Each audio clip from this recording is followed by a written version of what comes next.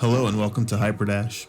Today we will be going over the basics of the game, such as your starting guns, dashing, sprinting, and basic positioning.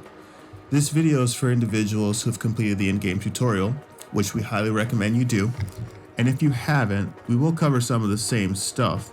However, the intention of this video is mainly to familiarize you with your new abilities and to show you how to use them to keep up with the other players.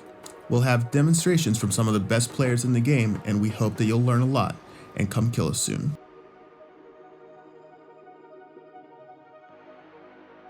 This section will cover the basics of the game's default gun, pistols.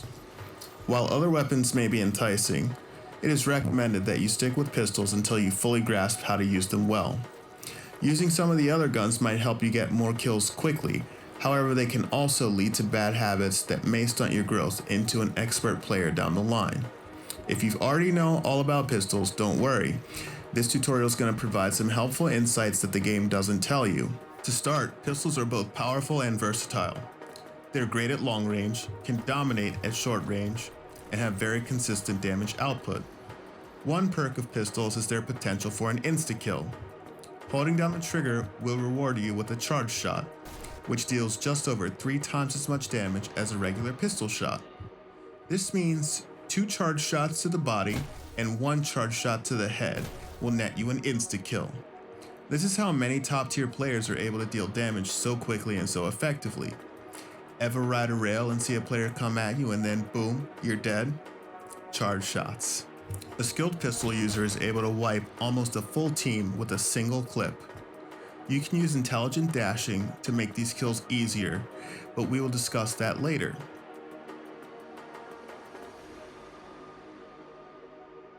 With a name like HYPERDASH, dashing is bound to be one of the most important aspects of the game. Learning how to dash is one of the most fundamental parts of playing this game.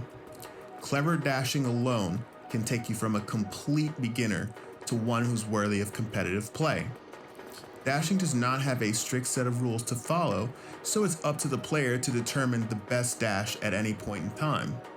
This section will teach you the basic concepts of dashing, but it'll be up to you to take these ideas to the next level. Remember, you should be creative and innovate. That's how you'll become excellent at this game. To understand dashing, you must first understand the different types of dashes. In this video, we're only going to cover 2 basic dashes, the aggressive and the defensive dash. Effectively using both of these is sure to catapult you to success and will turn you from a beginner to an intermediate almost instantly.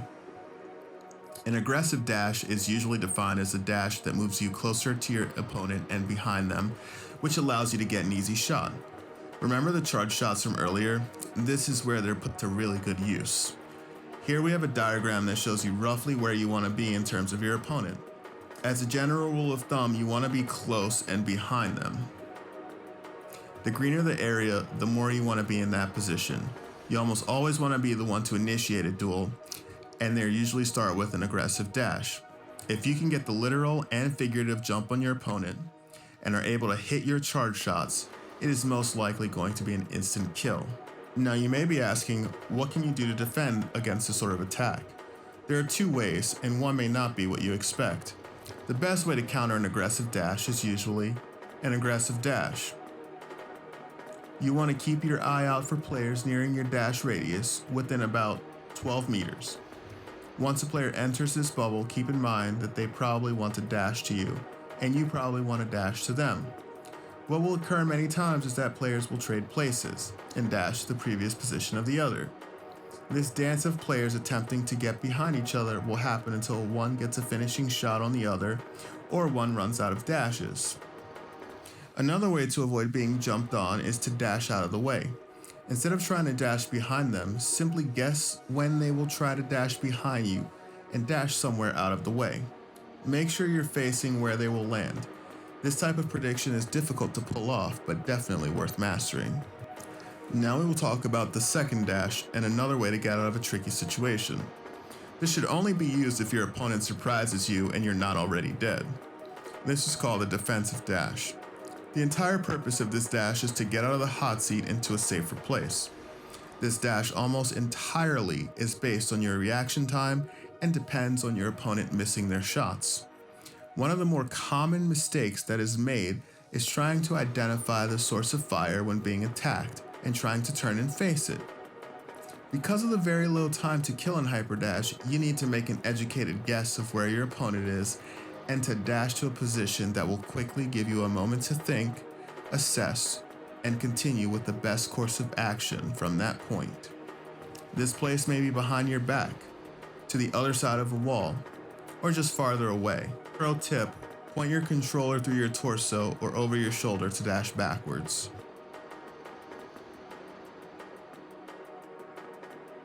Sprinting is another vital ability that mainly functions as a safety net in this game.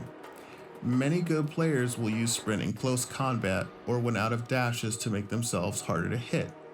They do this by moving in an O or figure 8 pattern. A common mistake that many players make is sprinting too much. If you don't need to, don't do it. Sprinting and dashing when used together are highly effective.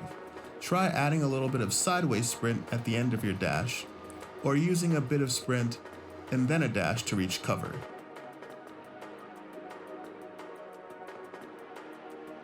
You may also notice that scattered around the maps are floating orbs containing weapons, dashes, or health. They all refill or replenish after about 10 seconds have passed. Deathmatch pickups are special, only taking about 6 seconds to replenish. Pickups that are blue containing upward-facing chevrons are dash boosts. These increase the amount of dashes you have from 3 to 5. They also refill your dash energy meter as soon as you pass through them. Fun fact, you can also get a dash back by killing a person. This is how the top players seem to always have dashes. They just keep killing and getting more dashes and killing and getting more dashes and killing and getting more dashes. Floating green orbs with an X or cross in the center signify health and will refill your health bar to 100.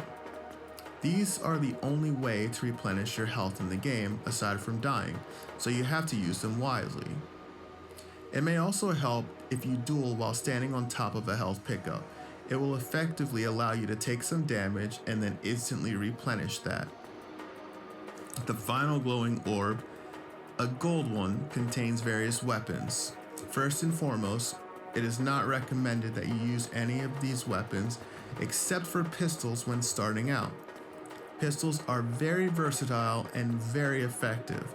They will teach you the best habits. If you really want to pick up other weapons, as a rule of thumb, you want to get 2 of whatever you pick up, 1 for each hand.